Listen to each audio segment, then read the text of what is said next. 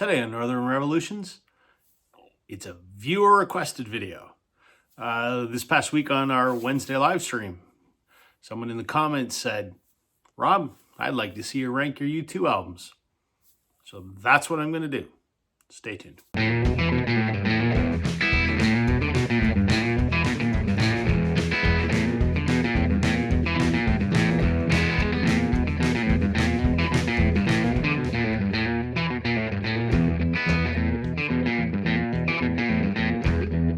Hey everybody, welcome to Northern Revolutions. I'm Rob. Welcome back if you're returning. Welcome if you're new. As I mentioned off the top, we're talking U2 today. Talked a little bit of U2 recently, actually. Last week, I was on Racer Joe's channel, Racer Records, and he and I talked about seeing U2 live. It came up in conversation on Wednesday, what I thought about the Under Blood Red Sky Record Store Day reissue. And someone said, rank your U2 records. So that's what I'm going to do. I just threw up a short as well that shows shows all my 12-inch U2 records. I got a bunch of 45s and a bunch of 10-inch. But I just showed all my 12-inch in there.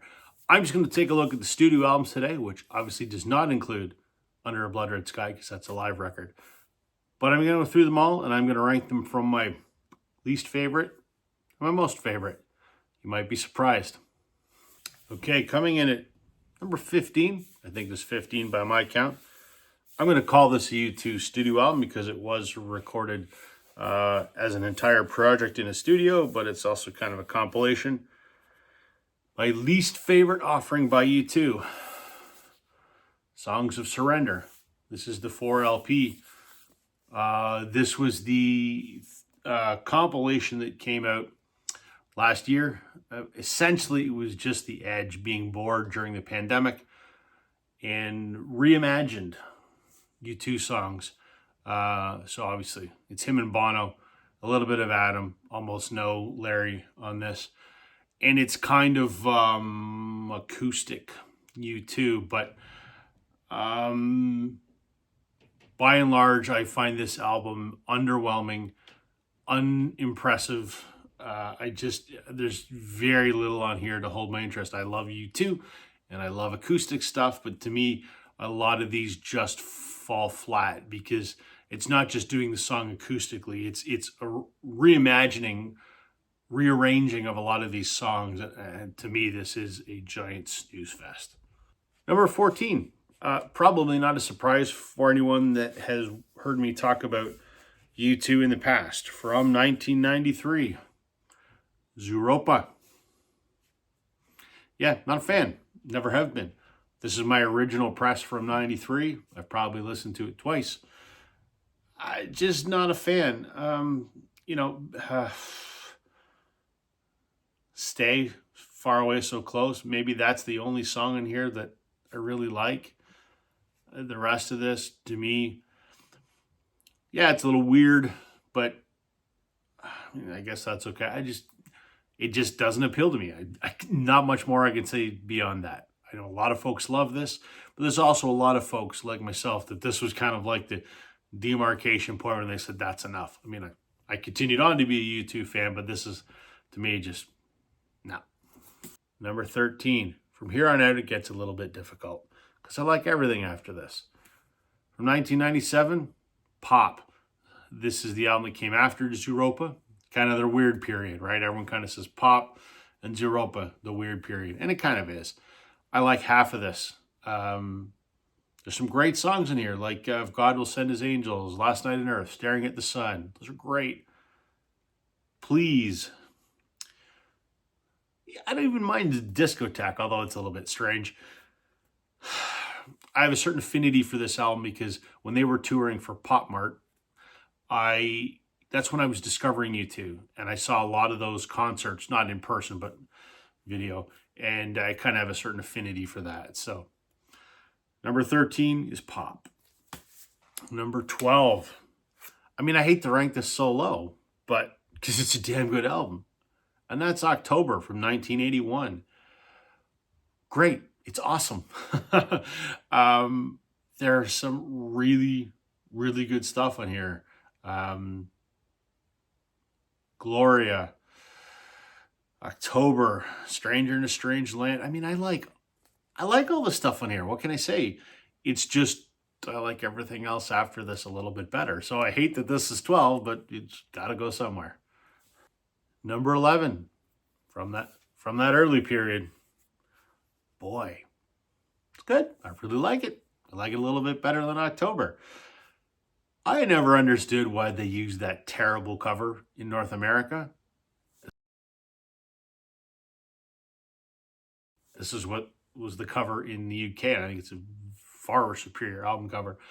But there's some amazing hits on here. I Will Follow, Out of Control, Electric Company, Another Time, Another Place. I love the early U2. I mean, who doesn't? Everyone loves early U2. So, fantastic record. Coming in at number 10 was an album that I've owned forever, but actually didn't listen to for a number of years. For why, I don't know. And that's The Unforgettable Fire. This came out in, when did this come out?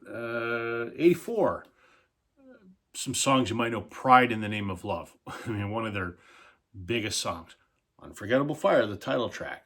Bad. Oh, I love that song. When I was getting into U2 in, mid 90s, my girlfriend at the time was a huge U2 fan, and she made me a mixtape. Mixtapes, children. Google what that is. And one of the songs that was on there was Bad, and I think that was the first song, other than maybe Where the Streets Have No Name, where I went, whoa, this band is something. So, Unforgettable Fire. Number 9, the album before Unforgettable Fire, War. Oh, what a record. Came out in 83. Sunday, Bloody Sunday. I mean, anthemic. I like the Blood Red Sky version, but it's live. We're not talking about that today. New Year's Day. Again, one of their biggest songs ever. 40. Oh, wow. Incredible. Number 8. I struggled with where to put this one. Songs of Experience. I love the latter U2 period. And I really love Songs of Innocence. This is very similar. Like, they're kind of like a part 1, part 2. But I just can't get into this like I can Songs of Innocence. And I think it all stems from the very first track, Love Is All We Have Left. Bono does this. They use like an auto-tuned effect, but not to auto-tune his vocals. They do it for the effect of that kind of robotic thing. And the first time I heard that, I went, what is this garbage? And I think that just turned me off of the whole record. I know that's closed-minded. I've listened to it many, many times, and I know all the songs on here. It just doesn't appeal to me like Songs of Innocence does. But I put it where I put it because I like the kind of song that they were crafting in this. Well, this is their most recent other than Songs of Surrender. So I like what they were crafting. I just think they kind of missed the mark on this record. Number 7. Oh, what a beauty this is. 2004. How to Dismantle an Atomic Bomb. God, this album was fantastic. I remember the day it came out. I bought this on vinyl. This is an original 2004 pressing. These are expensive and hard to find, but I'm glad I got the only copy back in 2004 that came to the record store in my town.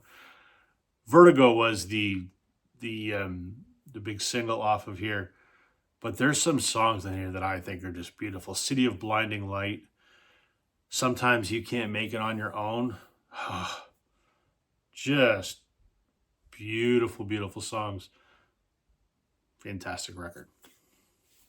Number 6 from 2014. Songs of Innocence, the album that pissed everyone off because they gave it to you for free and all you did was complain about it. You don't want to delete it, whatever. This was a surprise album that no one was expecting, and man, I love it. The Miracle of Joey Ramone, the opening track. Love it. Every Breaking Wave, Song for Someone, Iris, which is a song about his mom. I love Love this record. And I love the way they did it. They just kind of dropped it on us as a surprise.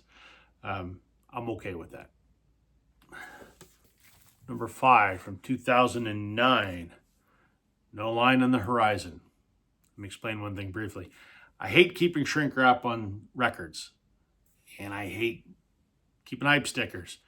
However, with this one, the equal sign, which is part of the cover art on the original press, is stuck to the outside of the shrink wrap. So I got to keep it. On the reissues, it's printed on the jacket, which I wish they would have done because I really love to take this out of the shrink. However, it is open and I play it. I love this record. Love it. That's why I ranked it where I ranked it. No Line on the Horizon is great. Moment of Surrender, probably my favorite.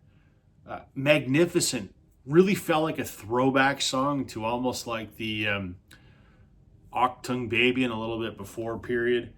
But Moment of Surrender, absolutely my favorite.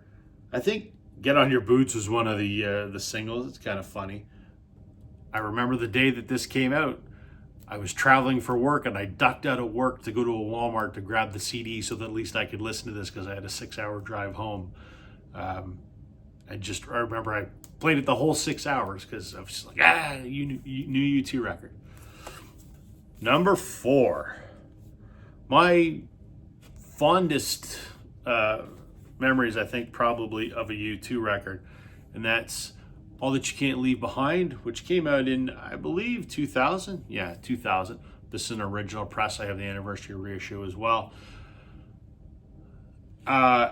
Beautiful Day was the one that everyone knows. I remember the first time I saw that video on Much Music, and you see Bono at the end of the runway and the plane flies over. He's like, beautiful day.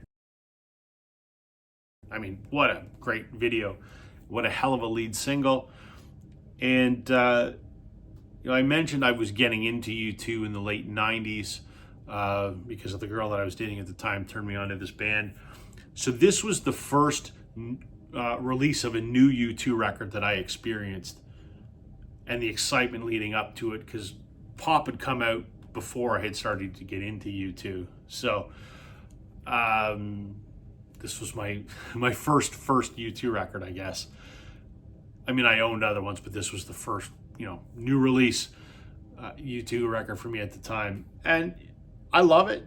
My only complaint about it is it starts off very strong and the energy level just kind of fades down to almost nothing by the end of the record. I think maybe they could have reordered the tracks a little bit. But who am I to say? I'm not a musician nor an expert. This is still a damn good album.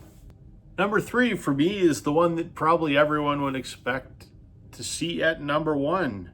And while it is damn near a perfect record, it is not my favorite.